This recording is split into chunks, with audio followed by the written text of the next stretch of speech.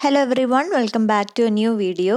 So in today's video we'll be discussing the work Introduction to Tilsim A Hoshruba written by Mushraf Ali Faruqi, and this comes in MAS2 Literature of India paper. Okay.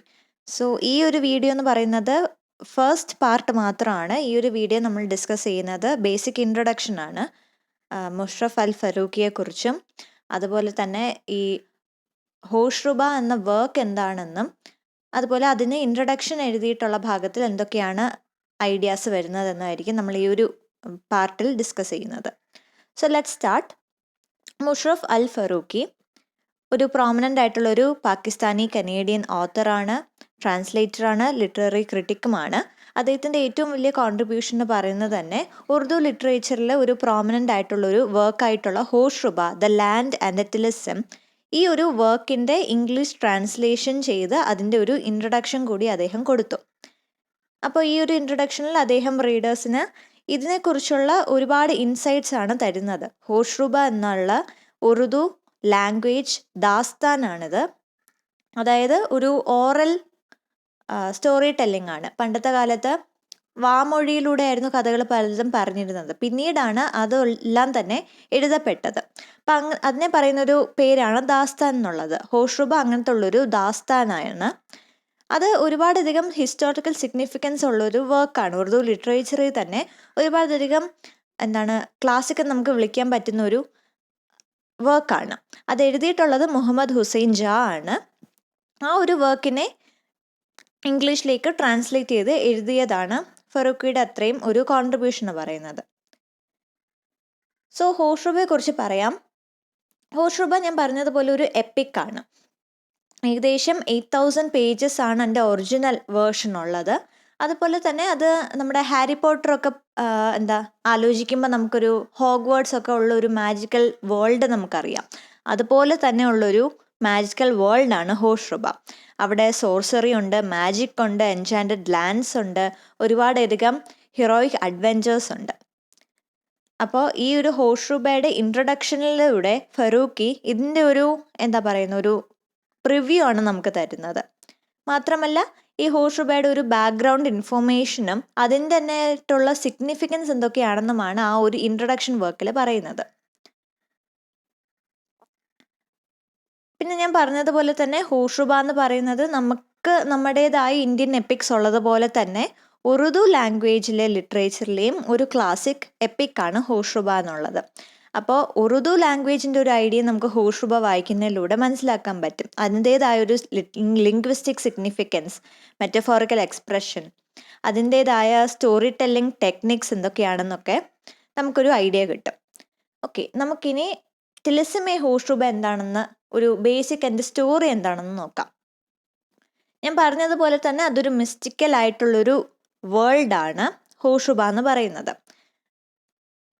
എങ്ങനെയാണോ Harry പോട്ടറിൽ 9 and 3/4 platform എന്നത് human വേൾഡിനെ magical വേൾഡിനെ separate ചെയ്യുന്നത്, അതുപോലെ തന്നെ ഇവിടെ ഹോഷ്റുബയും human വേൾഡും തമ്മിലൊരു separation ഉണ്ട്. അത് പക്ഷേ പ്ലാറ്റ്ഫോം ഒന്നും അല്ല, പക്ഷെ കുറേ അധികം എൻചാൻമെൻറ്റും സ്പെല്ലൊക്കെ കാരണം അങ്ങനെ ഒരു സെപ്പറേഷൻ അവിടെ ഉണ്ട്. ഓക്കെ, ഈ ഹോഷ്റുബയുടെ രാജാവാണ് ബഹ്റം ഗുർ. മാത്രമല്ല ഈ ഒരു ഹോഷ്റുബയിൽ ഒരുപാടധികം മിത്തിക്കൽ ആയിട്ടുള്ള ക്രീച്ചേഴ്സ് ഉണ്ട്. ഒരുപാടധികം മാജിക്കൽ ബീയിങ്സ് ആണ് ഇവിടെ ഉള്ളത്. കൂടുതലും ഈ വിച്ചസ്, വിസേർഡ്സ്, സോർസറസ് എക്സെട്ര. പക്ഷെ ഇവിടെ അത്രയ്ക്ക് പന്തിയിലല്ല കാര്യങ്ങളൊക്കെ ഉള്ളത്. നമുക്കിവിടെ ഒരു വില്ലൻ ഉണ്ട്. അതൊരു വളരെ ഈവിൽ ആയിട്ടുള്ളൊരു സോർസറാണ് അഫ്രസിയാബ്. അഫ്രസിയാബിൻ്റെ ഉദ്ദേശം എന്ന് പറയുന്നതും ഹോഷ്റുബയുടെ എംപറർ ആവുക, തൻ്റെ അധീനതയിൽ വരുത്തുക എന്നുള്ളൊരു ഉദ്ദേശമാണ് അഫ്രസിയാബിനുള്ളത്. അതുകൊണ്ട് തന്നെ അഫ്രസിയാബ് ഒരു ടിലിസം ക്രിയേറ്റ് ചെയ്യുന്നുണ്ട്. ടിലിസം എന്ന് പറയുന്നത് ഒരു മാജിക്കൽ ലാബ്രിൻ്റ് ആണ്. കുറേ സ്പെൽസ് വെച്ചിട്ട് ഇങ്ങനെ ഒരു ലാബ്രിൻ്റ് ക്രിയേറ്റ് ചെയ്യണം. ഇതിൻ്റെ ഉദ്ദേശം എന്ന് പറയുന്നത് ഈ ഒരു ടിലിസമിലൂടെ ഈ ഒരു ഹോഷ്റുബ മറയ്ക്കപ്പെടും, ഇൻവിസിബിൾ ആവും. അവിടെ ജീവിക്കുന്ന ആൾക്കാർക്ക് പോലും ആ ഒരു രാജ്യത്തെ ആക്സസ് ചെയ്യാൻ പറ്റില്ല, കാണാൻ പറ്റില്ല. ആ ഒരു ടിലിസം അഫ്രസിയാബ് ഇവിടെ ക്രിയേറ്റ് ചെയ്ത് വയ്ക്കുന്നുണ്ട്. അങ്ങനെ ഹോഷ്റുബയിൽ അത്രയും അധികം ഈ ഒരു ഇരുട്ടെല്ലാം വളരുകയാണ്. ഹോഷുബയ്ക്ക് തിരിച്ച് ശാന്തിയും സമാധാനവും കിട്ടണം. അപ്പോൾ അതിനു വേണ്ടി അവിടുത്തെ ജനങ്ങൾ ഒരു ഹീറോയ്ക്ക് വേണ്ടി പ്രാർത്ഥിക്കുന്നു. അങ്ങനെയാണ് നമ്മുടെ ഹീറോ അമീർ ഹംസ ആ ഒരു സമയത്തേക്ക് വരുന്നത്. അമീർ ഹംസ പ്രോഫറ്റ് മുഹമ്മദിൻ്റെ അങ്കിളാണെന്നാണ് പറയുന്നത്. ഒരുപാടധികം ധീരതയും അതുപോലെ തന്നെ അറിവുമുള്ളൊരു വ്യക്തിയാണ്.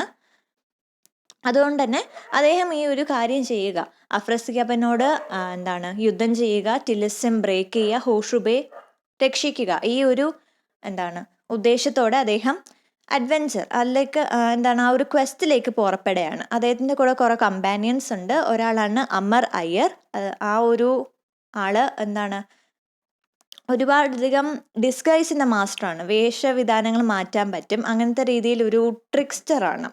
അതുപോലെ തന്നെ ബുജുർ മെഹർ ഒരു വാറിയറാണ്. ഇങ്ങനെ 3 പേരും കൂടിയാണ് ഈ ഒരു ക്വസ്റ്റിന് ഇറങ്ങുന്നത്. അതുപോലെ തന്നെ പോണ വഴിക്ക് അവർ ഒരുപാടധികം ഒബ്സ്റ്റക്കിൾസ് ഫേസ് ചെയ്യുന്നുണ്ട്. എല്ലാ അഡ്വെഞ്ചറും അങ്ങനെ തന്നെയാണ്.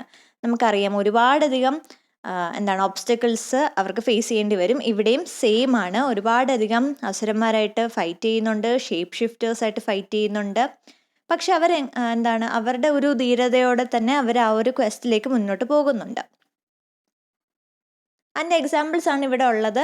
അമർ അയ്യർ ഒരു വിസേർഡാണ്. അതുപോലെ തന്നെ ബുജുർ മെഹർ ഒരു നല്ലൊരു വാറിയറാണ്.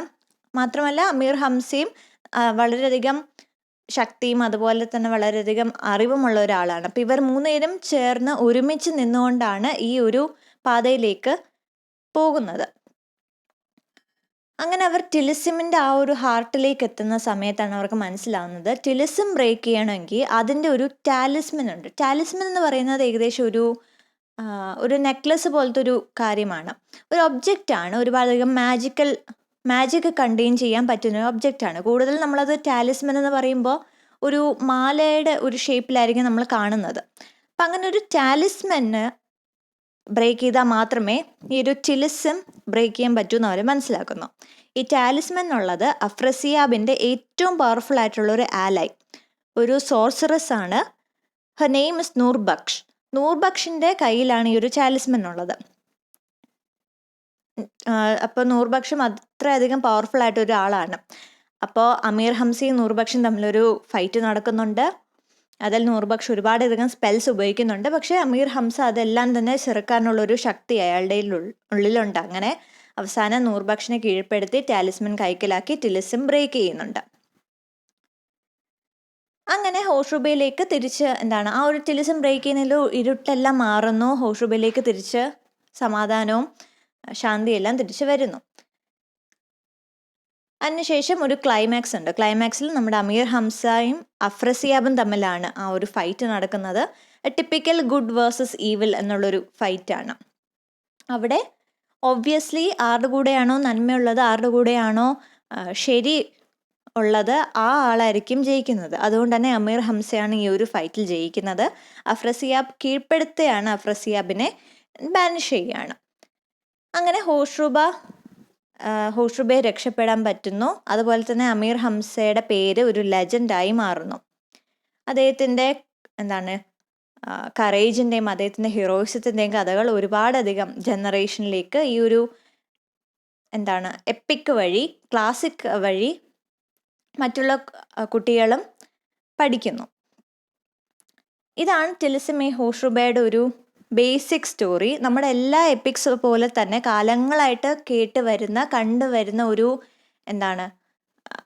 ക്ലാസിക്കാണ് ഇത് ഹോഷുബ, പ്രത്യേകിച്ച് ഉറുദു ലിറ്ററേച്ചറിൽ. ഇനി ഇതിൻ്റെ ഇൻട്രൊഡക്ഷനാണ് ഫറൂഖി എഴുതിയിട്ടുള്ളത്. അപ്പോൾ ഇൻട്രൊഡക്ഷനിൽ എന്തൊക്കെയാണെന്നുള്ളത് നമുക്കൊരു ഐഡിയ നോക്കാം.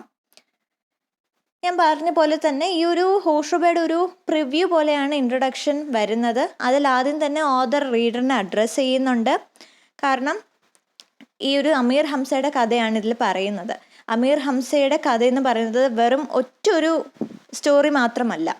ഞാൻ പറഞ്ഞു പല ഒരു ഓറൽ ട്രഡീഷനാണ്. അപ്പം തന്നെ ഒരു സീരീസ് ഓഫ് സ്റ്റോറീസാണ് ഇവിടെ വരുന്നത്. ഒറ്റൊരു മെയിൻ പ്ലോട്ട് ഉണ്ടെങ്കിലും ഒരുപാടധികം സബ് സ്റ്റോറീസ് ഇവിടെ വരുന്നുണ്ട്. മാത്രമല്ല ഓരോ സ്റ്റോറി ടെല്ലറും ഈ കഥ പറയുമ്പോൾ ആളുടേതായിട്ടുള്ള കുറേ അഡീഷൻസ് ഇവിടെ വരുന്നുണ്ട്. പുതിയ ക്യാരക്ടേഴ്സ്, പുതിയ പ്ലോട്ട് എല്ലാം തന്നെ ഇവിടെ വരുന്നുണ്ട്.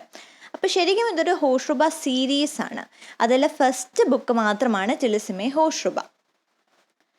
അപ്പോൾ അതിൻ്റെ ഒരു ഇൻട്രഡക്ഷൻ ആണിത് എന്ന് പറഞ്ഞുകൊണ്ടാണ് ഈ ഒരു വർക്ക് സ്റ്റാർട്ട് ചെയ്യുന്നത്.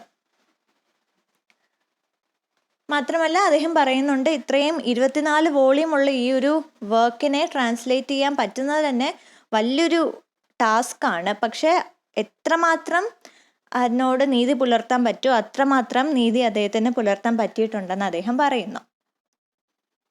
പിന്നെ മുഹമ്മദ് ഹുസൈൻ ജാ, അതായത് ഹോഷ്റുബയുടെ ഓഥറിനെ കുറിച്ചും ഇവിടെ പറഞ്ഞു പോകുന്നുണ്ട്. കാരണം ഈ ഒരു ദാസ്താൻ എന്ന് പറയുന്ന ഈ ഒരു സ്റ്റോറി ടെല്ലിംഗ് നറേറ്റീവ് ബ്രിട്ടീഷ് കൊളോണിയലിസത്തിൻ്റെ സമയത്ത് പോലും ഒരു എഫക്റ്റീവ് ആയിട്ടുള്ള ഒരു റെസിസ്റ്റൻസ് മെത്തേഡായിരുന്നു എന്ന് പറയുന്നുണ്ട്. അതെങ്ങനെയാണ്? ബ്രിട്ടീഷേഴ്സ് കൊളോണിയലിസത്തിൻ്റെ സമയത്ത് അവരുടേതായിട്ടുള്ള കൾച്ചറും ട്രഡീഷനും ഇവിടെ അടിച്ചേൽപ്പിക്കാൻ ശ്രമിച്ചു. അപ്പോൾ ഇതിൻ്റെ ഒരു കൗണ്ടർ റെസിസ്റ്റൻസ് ആയിട്ട് എന്താണ് സംഭവിച്ചത്? ആ നാട്ടിലെ തന്നെ ഉള്ളവർ അവരുടേതായിട്ടുള്ള സ്റ്റോറീസ്, ഇങ്ങനത്തെ ഓറൽ ട്രഡീഷനിലൂടെയും റിട്ടൺ ട്രഡീഷനിലൂടെയും അവരുടേതായിട്ടുള്ള കഥകൾ, അതിൽ ഉൾപ്പെടുത്തിയിട്ടുള്ള ട്രഡീഷൻ, കൾച്ചർ എല്ലാം തന്നെ ഇൻക്ലൂഡ് ചെയ്തുകൊണ്ട് ഒരുപാടധികം കഥകൾ അവിടെ ഓറലി ആയിട്ടും അല്ലെങ്കിൽ റിട്ടൺ ആയിട്ടും പ്രസിദ്ധീകരിക്കാൻ തുടങ്ങി. അപ്പോൾ അതാണ് ഒരു കൗണ്ടർ റെസിസ്റ്റൻസ്. ബ്രിട്ടീഷുകാരുടെ ഈ ഒരു കൊളോണിയലിസത്തിൻ്റെ എതിരെ ആയിട്ടുള്ളൊരു എഫക്റ്റീവ് ആയിട്ടുള്ളൊരു മെത്തേഡായിട്ട്, ഒരു റെസിസ്റ്റൻസ് ആയിട്ട് ഈ ഒരു സ്റ്റോറി ടെല്ലിങ് നമുക്ക് പറയാൻ പറ്റും. അതിൽ തന്നെ ഒരു ക്ലാസിക് എക്സാമ്പിളാണ് ഹോഷ്റുബ. അതിനുശേഷം അദ്ദേഹം പറയുന്നത് ഹോഷ്റുബയെ കുറിച്ചാണ്. അത് ഞാൻ പറഞ്ഞു, എങ്ങനെയാണ് അതൊരു എപ്പിക് ആണെങ്കിലും ഒരു മെയിൻ സ്റ്റോറി ഉണ്ട്, പക്ഷെ അതിൻ്റെ അകത്ത് തന്നെ ഒരുപാടധികം സബ് സ്റ്റോറീസ് ഉണ്ട്. ഇതിപ്പോൾ ഏത് എപ്പിക് എടുത്ത് നോക്കുകയാണെങ്കിലും നമുക്ക് കാണാൻ പറ്റും ഓരോ ക്യാരക്ടേഴ്സിൻ്റെയും ബാക്ക്ഗ്രൗണ്ട്, അല്ലെങ്കിൽ അവർ എൻകൗണ്ടർ ചെയ്യുന്ന ഓരോ രീതിയിലുള്ള അഡ്വെഞ്ചേഴ്സ്, അങ്ങനെയൊക്കെ ഉള്ളൊരു വളരെ കോംപ്ലക്സ് ആയിട്ടുള്ള നറേറ്റീവാണ് എല്ലാ എപ്പിക്കും. അപ്പോൾ ഹോഷ്റുബയും അതിൻ്റെ തന്നെ ഒരു എക്സാമ്പിൾ തന്നെയാണ്. മാത്രമല്ല ഇതിൽ ഇൻക്ലൂഡ് ചെയ്തിട്ടുള്ള തീംസ് എന്ന് പറയുന്നത് പവർ, അതുപോലെ തന്നെ classic theme good versus evil, അതുപോലെ തന്നെ സിഗ്നിഫിക്കൻസ് ഓഫ് കറേജ്, ഇതൊക്കെയാണ് മെയിൻ തീംസ്. അപ്പോൾ ഫറൂഖി എന്തുകൊണ്ടാണ് ഇതൊരു ട്രാൻസ്ലേറ്റ് ചെയ്തത്, എന്തുകൊണ്ടാണ് ഇതിനെ ഉറുദുവിൽ നിന്ന് ഇംഗ്ലീഷിലേക്ക് ട്രാൻസ്ലേറ്റ് ചെയ്തതെന്ന ചോദ്യത്തിന് അതിൻ്റെ ഉത്തരം എന്ന് പറയുന്നത് കുറച്ചും കൂടി കൂടുതലൊരു വൈഡർ ഓഡിയൻസിലേക്ക് എത്തുക.